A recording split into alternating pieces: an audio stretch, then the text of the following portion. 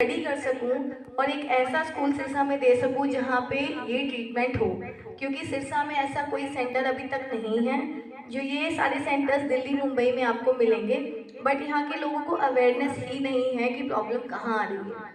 अब सर इसी फील्ड में हैं, बहुत सालों से स्कूल चला रहे हैं, तो उनको भी पता है। बात ऐसी जो आप उससे करना चाहते हैं, क्योंकि बीमारियां मैं आपको बता चुकी हूँ, उनके रीजंस बता चुकी हूँ कि क्यों होते हैं, ट्रीटमेंट भी बता चुकी हूँ कि हम इसके लिए क्या क्या कर सकते हैं। पहला स्टेप आपने लेना है, हम आपके साथ खड़े हैं, है ना। हम आपको सिर्फ अवेयर कर सकते हैं कि जी ऐसे ऐसे दिक्कत है और हमें इसमें क्या क्या कर सकते हैं। कोई किसी के दिमाग में कोई क्वेश्चन, कोई बात, कोई कुछ डिस्कस करना चाहता है, किसी को ऐसे बच्चे को पता हो, कोई जानकारी में बच्चा है, तो हम आपको गाइड कर सकते हैं। हम आपको अपना कार्ड दे के जाएंगे, ठीक है। कुछ भी दिक्कत होती है आप बताइए, चाहे दवाई को लेकर है, चाहे बच्चों को लेकर है कि हाँ जी हमें ये कंसल्टेशन चाहिए। अब सर हैं बीच में हमारे साथ, हमारा लिंक है वो, तो आप जब चाहें उससे कंसल्ट कर सकते हैं। हाँ जी, में होती है, आप क्या खाते हैं, आप क्या सोचते हैं, बहुत मैटर करता है। पुराने ज़माने में चीज़ बहुत मैटर करती थी, हाँ मत जाओ, ये मत देखो, ये मत खाओ, वो ज़रूरी था। आज की चीज़ों में हमें चीज़ बंधन लगती है, जिसकी वजह से हमारे बच्चे कहीं ना कहीं सफ़र कर रहे हैं। हम इतना कुछ सोशल मीडिया पे देख रहे हैं, इतना कुछ सुन रहे हैं कि बच्चा सिर्फ नेगेटिव, नकारात्मक जो चीज़ है वो अपने अंदर ले रहा है। मैक्सिमम उस टाइम बच्चे में पावर होती है कि आप जो खा रहे हैं, जो सोच रहे हैं, बच्चे की सोच वैसी ही बनती है। तो अगर मैं बीमारियां आपको बताऊंगी, 90% रीज़न प्रेगनेंसी के टाइम है। हम ओवर थिंक कर रहे हैं, हम लड़ाई कर रहे हैं, हम नेगेटिव जा रहे हैं, फैमिली से नहीं बन रही है, बॉन्ड नहीं है, वो चीज़ें आपके बच्चे में इनडायरेक्ट इम्पैक्ट कर रही है, आपके बच्चे के दिमाग को विकसित नहीं कर रही है। पॉजिटिव हॉर्मोन्स बॉडी में बनते हैं, वो तब बनते हैं जब आप खुश रहें और अच्छा खाएं। हम हमारी डाइट की अगर मैं बात करूं, प्रेगनेंसी में भी अब डाइट इतनी खराब हो गई है कि ना प्रॉपर आयरन जा रहा, ना फॉलिएट जा रहा, तो बच्चे के दिमाग का विकास कैसे होगा, है ना। अगर देखते भी हैं 2 साल के बाद ये चीज़ निकल के बाहर आती है, आपका खाया पिया और बच्चे का माहौल, वो 2 साल के बाद निकलेगा। अभी आप ये चीज़ नोट नहीं कर रहे होंगे तो प्लीज़ कीजिए, क्योंकि इस दिक्कत की ट्रीटमेंट है, इन दिक्कत की थेरेपीज हैं, इन दिक्कत की दवाइयाँ हैं, बट अगर आप 5 साल तक इन पे ख्याल नहीं रख रहे तो उसके बाद इसका कोई इलाज नहीं है। कभी मेरे सेंटर पे आएगा, मैं आपको 20-20 साल के बच्चों से मिलवाऊंगी जिनको ऑटिज्म है। आप उनके माँ बाप के बारे में सोचिए, जिस उम्र में उस बच्चे ने अपने माँ बाप संभालने थे वो उनको ले लेके घूम रहे हैं। 20 साल का अगर लड़का मेरे सामने बैठा, वो मुझे देख भी नहीं रहा, वो बोल नहीं पा रहा, तो कितने हेल्पलेस पेरेंट्स हैं इस टाइम पे। क्यों? क्योंकि उस टाइम पे जब बच्चों को ज़रूरत थी अवेयरनेस की, पेरेंट्स को ज़रूरत थी, तब हम निगलेक्ट करके बैठ गए थे कि ऐसा कुछ है ही नहीं।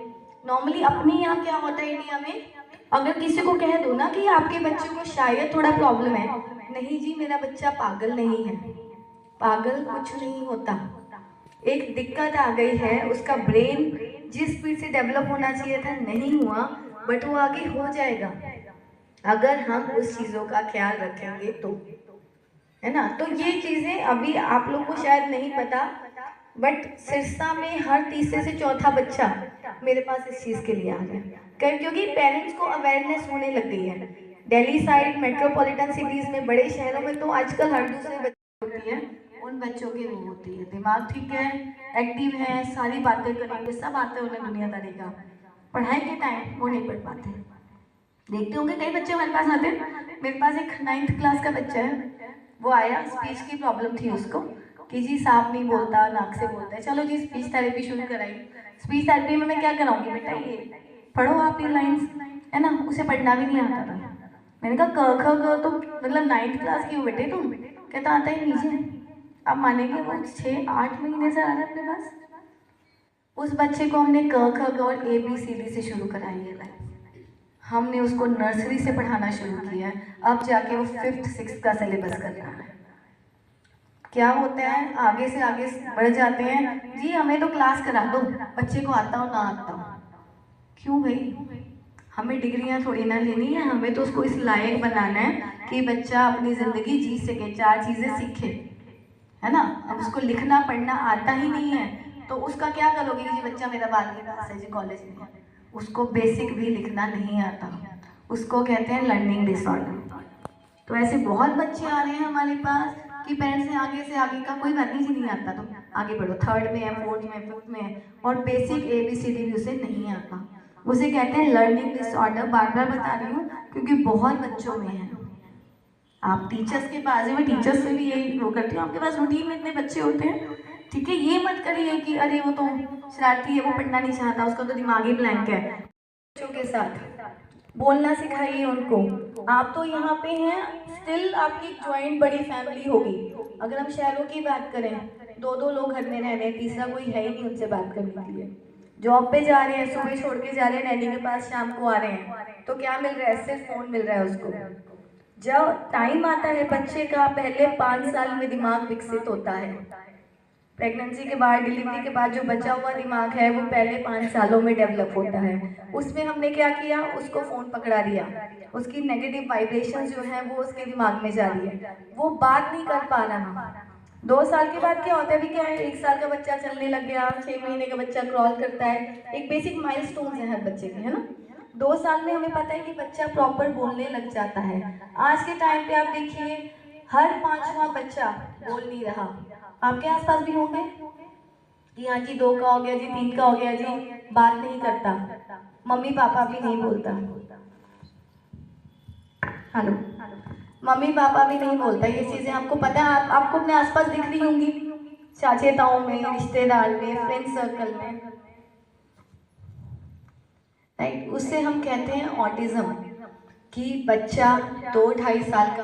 हमारे आसपास क्या ऐसे बच्चे हैं, क्या वो नॉर्मल हैं, क्या वो 3 साल तक बोल नहीं पा रहे। नॉर्मली कहते हैं दादा दादी हो जाएगा, 5 साल के बाद बोलेगा, नहीं बोला फिर क्या करोगे, फिर कहाँ लेके भागोगे। आज का क्या है, हमारे टाइम में टीनेज आती थी 13, 14, 15 साल में, हम लोग थोड़ा जवान होने लग जाते थे। आजकल 10-10 साल के बच्चे आप देख रहे हैं, उनको कितने बिहेवियर इश्यूज है, कितना गुस्सा है, कितना एंगर है हर चीज़ में। वो कैसे ठीक होगा, वो यही चीज़ें तो हैं। हमारा आसपास का माहौल चेंज हो गया, हम झगड़े कर रहे हैं, हम गुस्से में रहते हैं, हम टीवी पे रहते हैं, फ़ोन पे रहते हैं, हम दिखावे में रहते हैं कहीं ना कहीं, राइट। वो बच्चों में क्या कर रहे हैं, नेगेटिव इम्पैक्ट डाल रहा है, तो वो एक्सप्रेस ही नहीं कर पा रहे कि मुझे गुस्सा कब आ रहा है। तो आजकल एब्यूसिव हो रहे हैं। कितना आप न्यूज़ में देख रहे हो कि 10वीं क्लास के बच्चे ने उसको चाकू मार दिया। हमारे टाइम पे ये था नहीं ना, क्योंकि उनके बिहेवियर पे काबू ही नहीं है। हम लोग ध्यान ही नहीं दे रहे, बीइंग अ पेरेंट, माँ बाप हो के हम ध्यान नहीं दे रहे हमारा बच्चा कर क्या रहा है। उसके घर में फोन है, इसको भी दिला दो। ये 6ठी क्लास का बच्चा स्कूटी चला रहा है, इसको भी दे दो। दूसरे को देख के हम अपनी जिंदगी जी रहे हैं जो हमारे बच्चे को खराब कर रही है। जब हमारा बच्चा खराब होता है कोई नहीं आता मदद करने, हमें खुद ही देखना है अपना बच्चा। हम सिर्फ आपकी हेल्प कर सकते हैं, हम आपको एक डायरेक्शन दे सकते हैं कि हाँ जी ये दिक्कत है और ये ऐसे चलेगी, बट ख्याल तो सिर्फ माँ बाप को रखना पड़ेगा। प्रेग्नेंट लेडीज हैं, उनको समझाइए कि भाई अभी से काबू करो ये चीज़ें, क्योंकि आप नेक्स्ट जनरेशन देने वाले हो हमें। अगर ये 5 साल ये जो बच्चे हैं कोविड से लेके अब तक के, देखा जाए तो हमारी पूरी एक जनरेशन खराब हो गई है। अगर हर तीसरा चौथा बच्चा ऐसा है तो हम कैसे उन पे कल को डिपेंड करेंगे कि ये बच्चे हमारा फ्यूचर बनेंगे। हम अपने माँ बाप के फ्यूचर हैं, वो हमारे फ्यूचर हैं, तो कैसे चीज़ें सॉर्ट होंगी। एक प्रॉब्लम आती है एनवायरमेंटली रिटार्डेड, उन बच्चों का